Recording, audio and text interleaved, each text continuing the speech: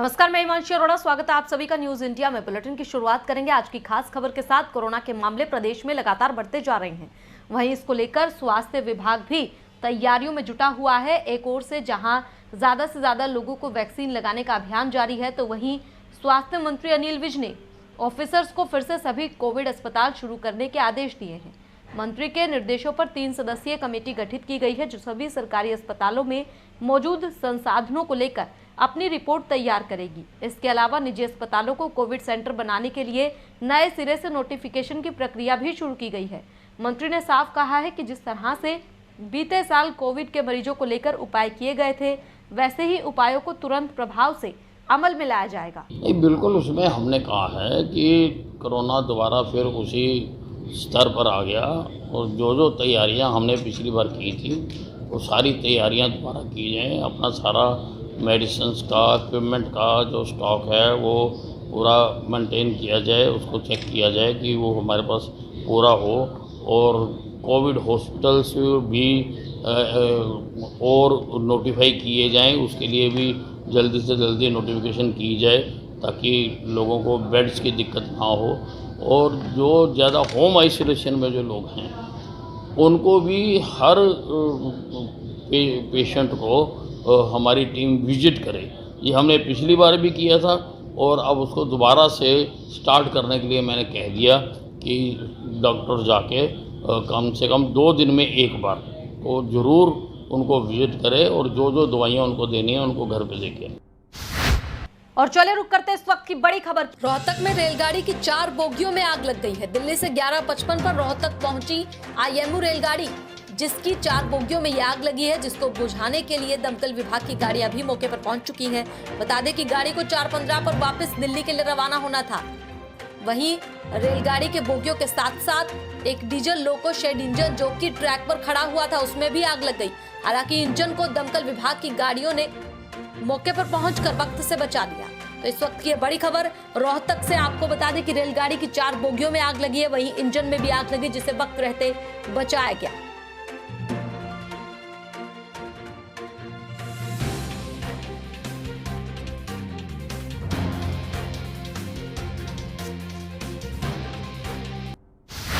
वहीं हरियाणा के सभी अनाज मंडियों के आढ़तियों ने गेहूं खरीद के लिए बहिष्कार का ऐलान कर दिया है। हरियाणा स्टेट अनाज मंडी आढ़ती एसोसिएशन ने 2 दिन इंतजार के बाद सरकार से कोई सकारात्मक जवाब न मिलने पर प्रदेश भर की अनाज मंडियों में गेहूं खरीद कार्य के बहिष्कार का ऐलान कर रखा है।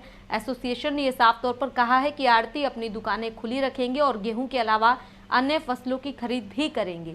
अगर किसान गेहूं लेकर उनकी आड़त पर आते हैं तो गेहूं उतारेंगे, उनकी सफाई करेंगे, सुखाएंगे भी, लेकिन ना गेहूं तोलेंगे और ना ही उसकी लोडिंग करेंगे।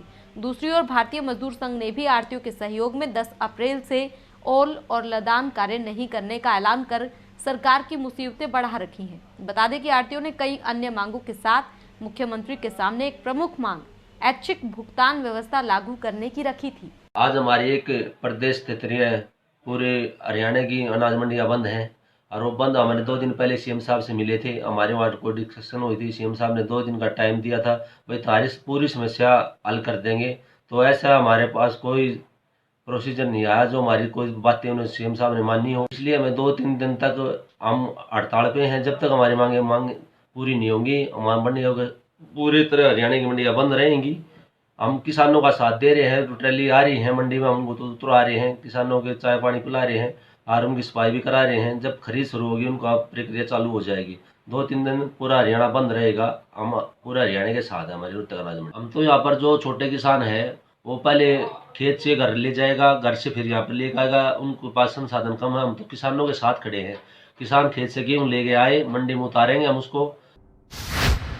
किसान आंदोलन के दौरान हरियाणा विधानसभा में हाल ही में पास हुए संपत्ति क्षति विधेयक को लेकर किसानों में भारी रोष है, जिसके विरोध स्वरूप आज प्रदेश भर में इस कानून की प्रतियां जलाई जाएंगी। और इसी कड़ी में रोहतक में भी आज सर्व कर्मचारी संगठन की तरफ से सरकार के सार्वजनिक संपत्ति को नुकसान पहुंचाने वालों से क्षतिपूर्ति की वसूली विधेयक कानून के खिलाफ प्रदर्शन किया गया। इस दौरान सर्व कर्मचारी संघ हरियाणा के जिला प्रधान करमवीर सिंवाच ने यह कहा कि सरकार ने जो क्षतिपूर्ति 2021 कानून लागू किया है, कहने को तो बिल 2021 का है, लेकिन इससे सरकार गुलामी की तरफ धकेलना चाहती है। जो गुलामी के दौर में कानून होते थे उन कानूनों को लागू करना चाहती है ताकि कोई भी छात्र, कोई भी कर्मचारी, कोई भी संगठन आवाज ना उठा सके। आज का जो प्रोग्राम है वो पूरे हरियाणा में तमाम कर्मचारी संगठन मिलकर के सर्व कर्मचारी संघ हरियाणा, सर्व कर्मचारी महासंघ, किसान मोर्चा, मजदूर, छात्र, महिलाएं, तमाम संगठन मिलकर के जो सरकार ने ये 2021 बिल क्षतिपूर्ति कानून लागू किया है, मतलब ये कहने को तो 2021 है, लेकिन हमें ऐसा प्रतीत होता है कि इस बिल के माध्यम से सरकार दोबारा से हमारे को एक गुलामी की तरफ धकेलना चाहती है। जो उस गुलामी के दौर में जो कानून होते थे उन्हीं कानूनों को दोबारा सरकार लागू करना चाहती है कि कोई भी कर्मचारी, कोई छात्र, मजदूर, किसान, कोई भी वर्ग किसी भी तरह का कोई अपनी आवाज़ ना उठा पाए। इन कानूनों को डराने के लिए, दबाने के लिए, संगठनों को कुचलने के लिए प्रयास किया जा रहा है सरकार का। हम इसका पुरजोर विरोध करते हैं।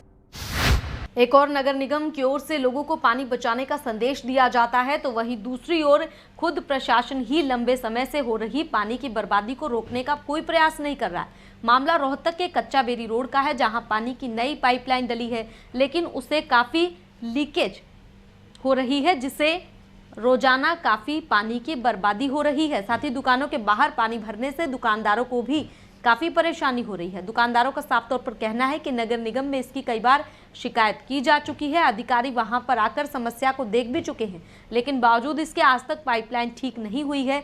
इससे रोजाना दुकानदारों को तो परेशानी का सामना करना ही पड़ता है, साथ ही बहुत सी पानी की बर्बादी भी हो रही है। आज इस रोड पे पीने का पानी तो मिल नहीं रहा और यहाँ व्यर्थ में पानी बहुत बह जाता है, हर जगह लीक कर रहा है रोड। ये कोई सुधार नहीं कर रहे, कई दिनों से उनको बोल रहे हैं, ये कुछ भी नहीं कर रहे हैं। आते हैं, आप देख के चले जाते हैं। स्वास्थ्य विभाग वाले आते हैं और देख के चले जाते हैं, कुछ इसका इंतजाम नहीं कर रहे।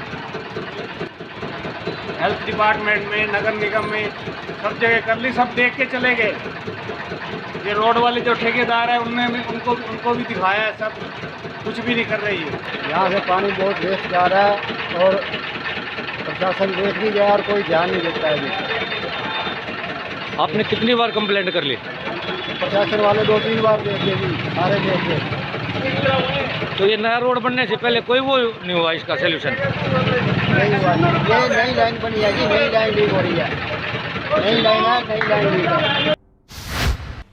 वहीं रोहतक में आज पुरानी अनाज मंडी में बाबा खाटू श्याम जी के आशीर्वाद से द्वादशी के मौके पर कड़ी चावल के भंडारे का आयोजन किया गया है, जिसमें मुख्य अतिथि के तौर पर टीनू लुम्बा ने शिरकत की और सभी श्रद्धालुओं को, भक्तजनों को अपने हाथों से प्रसाद वितरित किया। मुख्य अतिथि ने बताया कि हर साल की तरह इस साल भी हमने द्वादशी पर इस भंडारे का आयोजन किया है।